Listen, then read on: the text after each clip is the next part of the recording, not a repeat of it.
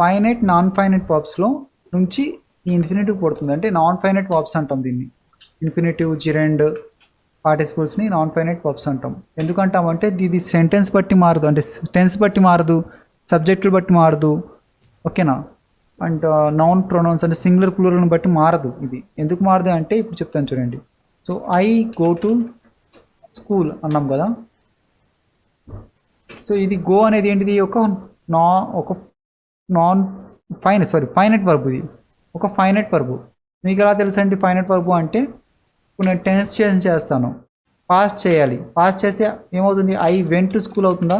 Go ఏమైపోతుంది? వెంట అయిపోతుందిగా. I went to school అవుతుంది కదా. అదే ఇప్పుడు నేను సో ఐ చోట హీ పెడతాను, హీ గోస్ టు స్కూల్ అంటే మారిపోతుందా? సబ్జెక్ట్ మార్చబట్టి మారిపోతుందా? టెన్స్ బట్టి మారిపోతుందా? సో అలాగే ప్లూరల్స్ ఇప్పుడు చెప్తామంటే he and I are going to school. మారిందా? ఇప్పుడు he is going to school కదా, అతను వెళ్తున్నాడు. Is going to school. He తర్వాత ఈజ్ వచ్చిందా? గోయింగ్ వచ్చిందా? ఇప్పుడు ఏమవుతుంది? ఆర్ వస్తుందా? ప్లూరల్ సబ్జెక్టు హీ ఐ వచ్చింది కదా, ప్లూరల్ వచ్చిందా? ఆర్ వచ్చిందా? అంటే ఏంటి? వర్బ్స్ మారుతుందా? ఆర్ గోయింగ్ అయిందా? ఈజ్ గోయింగ్ అయిందా? ఈజ్ గోయింగ్ ఆర్ గోయింగ్ అయిందా? అంటే ఏంటి? సబ్జెక్ట్ని బట్టి, టెన్స్ని బట్టి, ప్లూరల్ నంబర్స్ని బట్టి మారేదే ఫైనైట్ వర్బ్స్ అంటాం. మారిపోతుంటుంది.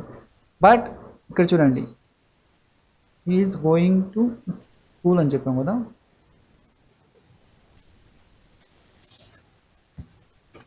ఏమంటానంటే he came here to meet my uncle కదా. ఇప్పుడు టెన్స్ చేద్దాం. He came here to meet my uncle. అతను ఇక్కడికి వచ్చాడు మా అంకుల్ని కలవడానికి. 2 + ఇన్ఫినిటివ్ కదా, 2 తర్వాత వర్బ్ మీట్, బేస్ ఫామ్. ఓకేనా మేడం? వచ్చిందా? ఓకే. ఇప్పుడు దీన్ని నాన్ ఫైనైట్ వర్బ్స్ అని ఎందుకు అంటున్నారంటే, ఇప్పుడు నేను టెన్స్ చేంజ్ చేస్తున్నా. అతను వస్తాడు, హీ విల్. ఫ్యూచర్ చేద్దాం, he will come here to meet my uncle. అంటే టెన్స్ మార్చామా ఈ సెంటెన్స్లో? మారిస్తే వర్బ్ చేంజ్ అయిందా? దీన్ని ఫైనైట్ వర్బ్ చేంజ్ అయిపోయింది కదా, విల్ కమ్ వచ్చిందా? కానీ ఇక్కడ టు మీట్ ఏమైనా చేంజ్ అయిందా? ఇక్కడ టు మీట్ అలాగే ఉందిగా, అందుకే దీన్ని నాన్ ఫైనైట్ వర్బ్స్ అంటారు. చేంజ్ అవ్వదు. ఇప్పుడు అతను రోజు ఇక్కడికి వస్తాడు అని చెప్తాం, ప్రెజెంట్ ఇండెఫినెట్ వాడతాం దీన్ని సెంటెన్స్. హీ కమ్స్, ఇది చేంజ్ అవుతుంది చూడండి, హీ కమ్స్ హియర్. ఇదేమవుతుంది? Finite verbs. To meet him, అతన్ని కలవడానికి రోజు ఇక్కడికి వస్తుంటాడు. టు మీట్ ఏమైనా మారుతుందా? మారడంలా.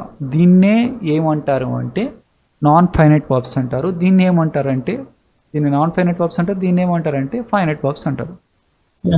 అంతే, ఇంకేం ఉండదు. ఇప్పుడు దీంట్లో ఈ 2 ఇన్ఫినిట్లో మనం 2 + ఇన్ఫినిటీ మాట్లాడుకుంటాం, రెండు తర్వాత మాట్లాడుకుంటాం. ఒక్కడే ఎక్కడి నుంచి వచ్చిందో అర్థమైంది కదా మేడం. ఇప్పుడు నేనేం చెప్తానంటే, మనము మీకేం నేర్పించాను? స్టేట్ ఆఫ్ బీయింగ్ నేర్పించాను. స్టేట్ ఆఫ్ బీయింగ్ నేర్పించిన తర్వాత ఏమన్నానంటే, ఒక సబ్జెక్ట్ వస్తుంది మేడం. అంటే ఇప్పుడు నేనేం మాట్లాడుతున్నానంటే, ఇది ఎలా వర్క్ అవుతుంది అంటే, 2 + ఇన్ఫినిటివ్ ఒక నౌన్ లాగా ఫంక్షన్ అవుతుంది, ఒక యాడ్జెక్టివ్ లాగా ఫంక్షన్ అవుతుంది, ఒక యాడ్వర్బ్ లాగా ఫంక్షన్ అవుతుంది. ఓకేనా మేడం? ఒక నౌన్, ఒక యాడ్జెక్టివ్, ఒక యాడ్వర్బ్ లాగా 2 + ఇన్ఫినిటీ ఇన్ని లాగా ఫంక్షన్ అవుతాయి సెంటెన్స్లో. Now we're just talking about noun గురించి మాట్లాడుకుంటున్నాం మనం. నౌన్ అనేదే మాట్లాడుతున్నాం. నౌను ఎలా వస్తుంది? సెంటెన్స్లో సబ్జెక్ట్ లాగా వస్తుంది, ఆబ్జెక్ట్ లాగా కూడా వస్తుంది కదా. నౌన్ అనేది సబ్జెక్ట్ లాగా వస్తుంది, ఆబ్జెక్ట్ లాగా కూడా వస్తుంది. ఎలాగంటే ఫస్ట్ స్టేట్ ఆఫ్ బీయింగ్ నుంచి మొదలు పెడదాం. చూడండి, సబ్జెక్ట్ ఉంది, తర్వాత ఒక బీ ఫామ్ వస్తుంది, మీకు తెలిసింది.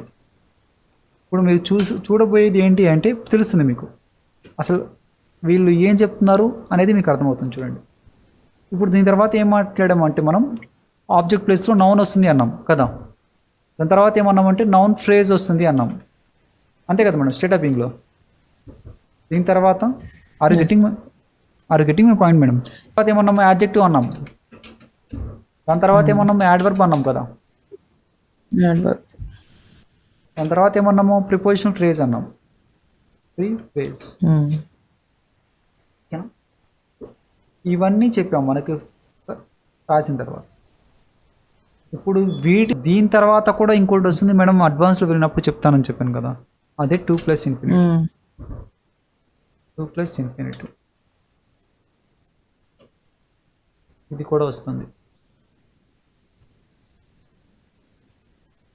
సో ఇప్పుడు 2+ ఇన్ఫినిటీ మీరు చూస్తే ఇదైతే చూడండి,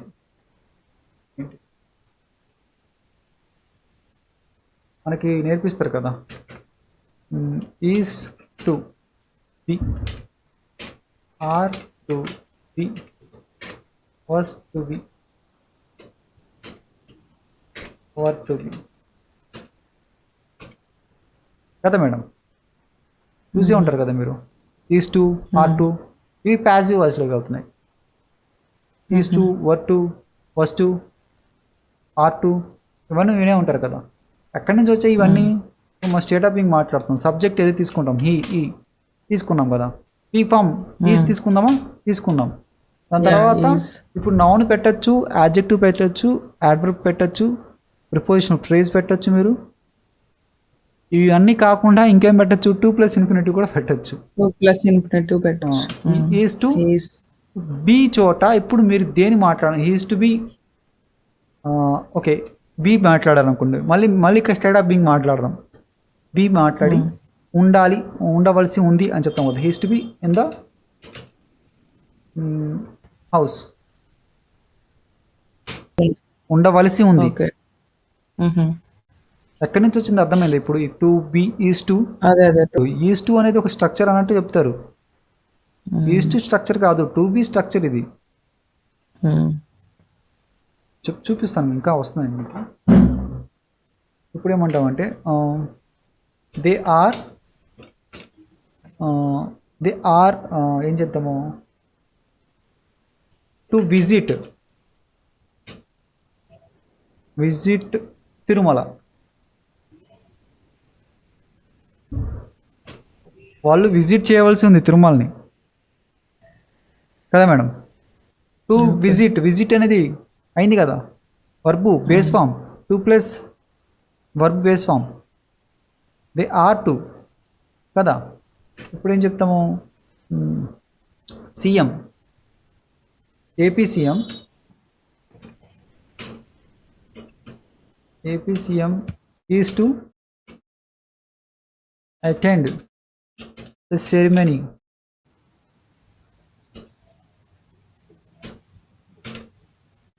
ఆఫ్, ఏ సెరమనీ అని చెప్దాము, సెరమనీ ఆఫ్ ది ప్రాజెక్ట్, లేకపోతే అన్నా క్యాంటీన్ అని చెప్తాము, అన్నా క్యాంటీనా సంథింగ్. ఓకేనా, అంటే ఏంటిది, ఈజ్ అనేది ఒక వర్బే. ఇప్పుడు ఇది ఏమవుతుంది, ఇది ఎలా యాక్ట్ చేస్తుంది అంటే ఒక నౌనే ఇది. బట్ మనం ఇక్కడ నౌన్ మాట్లాడాము కదా, హీజ్ ఎ టీచర్ మాట్లాడము, షీఈ్ సాడ్ అని మాట్లాడము, షీఈ్ ది మాట్లాడము, షీఈ్ ఇన్ ద కిచెన్ అని మాట్లాడము, ప్రిపోజిషన్స్ ఫ్రేజెస్తో మాట్లాడము. అది అయిన తర్వాత కూడా ఇంకోటి ఉంది, ఏంటి అంటే ఒక ఇన్ఫినిటివ్, 2+ ఇన్ఫినిటివ్ కూడా పెట్టచ్చు పక్కన తీసుకొచ్చి, ఎందుకంటే అది నౌన్ కింద పని చేస్తుంది కాబట్టి. ఎందుకంటే అది నౌన్ అయిపోతుంది మేడం, అది నౌన్ అయిపోతుంది, అది నౌన్ లాగా వర్క్ అవుతుంది. ఓకేనా madam. Is to go to park వెళ్ళవలసి ఉంది ఆమె, పార్క్ వెళ్ళవలసి ఉంది అంటే ఫిక్స్డ్, ఆమె వెళ్ళవలసి ఉంది అంతే. ఓకే.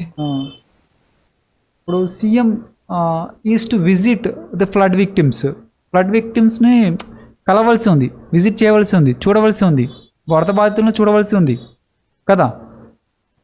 ఈజ్ టు విజిట్ అని చెప్పాము, అయిపోతుంది కదా. ప్యాసివ్ వాయిస్ మాట్లాడుకున్నాం దీంట్లో.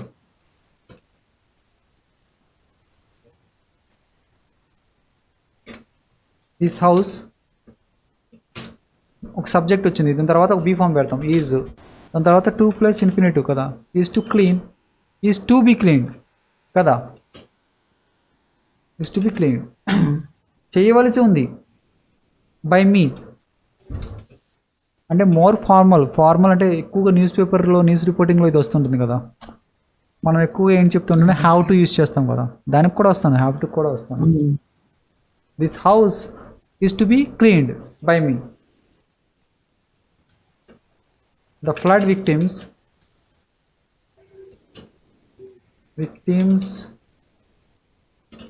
are to be helped by the government. అంతే కదా మేడం, గవర్నమెంట్ ద్వారా హెల్ప్ చేయబడాలి కదా వాళ్ళు. సో ఇక్కడ కిచెన్ అని చెప్తాం. The kitchen is to be built by us అని చెప్తాం. మన ద్వారా ఇక్కడ ఒక చేయవలసి ఉంది, చెయ్యాలి కదా, చేయవలసి ఉంది దాని అర్థం తెలుగులో. ఓకేనా, అర్థమైంది కదా. ఇది స్టేట్ ఆఫ్ బీయింగ్. ఇప్పుడు స్టేట్ ఆఫ్ పొజిషన్కి జంప్ చేద్దాం. స్టేట్ ఆఫ్ పొజిషన్ ఎవరైనా విన్నారనుకోండి state of being state of position అని, వాళ్ళకి అర్థం కూడా కాదు. మనం ఏం చెప్పాము, స్టేట్ ఆఫ్ పొజిషన్లో ఐ సబ్జెక్ట్ వస్తుంది, దాని తర్వాత ఒక హ్యావ్ ఫాము, ఒక హ్యాజ్ ఫామ్. అంటే have has as per the subject change అవుతాయి కదా. దాని తర్వాత ఏమన్నాము, నౌన్ వచ్చింది అన్నాం, నౌన్ ఫ్రేజ్ వచ్చింది అన్నాం. ఇది కాకుండా ఇంకేమొస్తుంది, 2 ప్లస్ ఇన్ఫినిటివ్ వస్తుంది. అంటే ప్రెజెంట్ పాస్ట్ కూడా, ఓకే పాస్ట్ కూడా రాసేస్తున్నాం, మీకు అర్థమవుతుందిగా. అంటే have has had as per the tenses ప్రకారం కూడా మారుతుంది, గమనించాలి. తెలుసు కదా మీకు, ఇబ్బంది ఏమి లేదు, కన్ఫ్యూజ్ అవ్వరుగా. ఇప్పుడు ఏమనంటే ఐ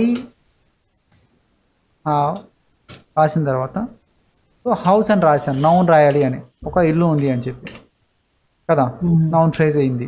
ఇప్పుడు నేనేమంటున్నా, ఐ హ్యావ్ ఇన్ఫినిటీ రాస్తున్నా, టు గో. హ్యావ్ టు వచ్చిందా మేడం? హ్యావ్ టు వచ్చింది. నాకు తెలిసి హ్యావ్ టు ఎందుకు వస్తుందో కూడా తెలియదు వాళ్ళకి.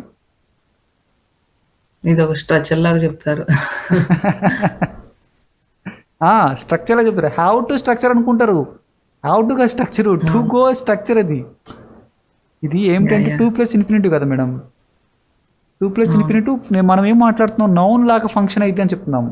సో ఇప్పుడు ఇప్పుడు హ్యావ్ తర్వాత ఏం రావాలి, నౌనే రావాలి కదా. ఇది ఆల్రెడీ నౌనే కదా, ఇప్పుడు నౌన్ లాగా ఫంక్షన్ అవుతుంది కాబట్టి నౌన్ పెట్టేసాం మనం, అర్థం చేసుకోవాలి. ఇది నౌన్ ఉంది, ఇది నౌన్ లాగే ఫంక్షన్ అవుతుంది 2 ప్లస్ ఇన్ఫినిటీ. సమ్ టైమ్స్ ఇది యాడ్జెక్టివ్ లా ఫంక్షన్ అవుతుంది, సమ్ టైమ్స్ యాడ్వర్బ్ లా ఫంక్షన్ అవుతుంది. సో మీకు ఎలా తెలుసు అంటే, ఇప్పుడు నౌన్ అంటున్నారంటే హ్యావ్ ఫామ్ తర్వాత నౌన్ ఫ్రేస్ తప్ప ఏమి రావు కదా, అందుకే ఇది కూడా పెట్టేసాను దుఃఖం తీసుకెళ్ళి. ఇక్కడ కూడా అదే స్టేట్ ఆఫ్ బీయింగ్లో మరి దీన్ని నౌన్ ఎందుకు ప్లేస్ చేశారండి అంటే, సో ఈజ్ తర్వాత బీ ఫామ్ తర్వాత నౌన్ వస్తుంది కదా. షీ ఈజ్ అ టీచర్ అని చెప్పాము అనుకోండి, ఇక్కడ నేనేమంటానంటే she is a teacher, be form తర్వాత నౌన్ రావచ్చు మనకు తెలుసు, అంటే there is scope be form తర్వాత నౌన్ వస్తుంది అని. సో ఇది కూడా నౌనే, మన గ్రామటికల్గా వీళ్ళు ఏం చెప్పారంటే 2 ప్లస్ ఇన్ఫినిటీ ఒక నౌన్లో అవుతుంది, ఇది కూడా నౌన్ అయిపోయింది కదా. అందుకే నేనేం చేశాను, తీసుకువెళ్ళి హీ ఈజ్ టు గో, ఇది నౌనే, subject be form noun, is to structure కాదు ఇది, అర్థమవుతుందా. ఆమె వెళ్ళాలి, okay she has to go వచ్చిందిగా. ఎలా వస్తుంది, to go infinitive, noun, has పొజిషన్లో ఉంది, హ్యాస్ టు గో అంటే. బట్ అక్కడ చేయవలసి ఉంది, ఇక్కడ చెయ్యాలి, ఆబ్లిగేషన్. ఓకేనా, అది అర్థం చేసుకోండి. ఇక్కడ ఆబ్లిగేషన్ కంపల్సరీగా చేయాలి. Him has to visit the flood victims, చూడాలి, విజిట్ చేయాలి ఫ్లడ్ విక్టిమ్స్ని, ఫ్లడ్ ఏరియాస్ని. అది అక్కడ ఏంటి చేయవలసి ఉంది, CM is to visit the flood areas. ఓకేనా madam, are you getting my point? Yeah ఇప్పుడు వాంట్ ఎక్కడి నుంచి వస్తుందో అర్థమవుతుందా? నీడ్ టు ఎక్కడి నుంచి వస్తుందో అర్థమవుతుందా? సీమ్స్ టు బి చెప్పాను కదా, సీమ్స్ టు ఫస్ట్ చెప్పాను మీకు, సీమ్స్ టు అది కూడా ఒక వర్బే, దాని పక్కన 2 + ఇన్ఫినిటీ వాడాం. ఇప్పుడు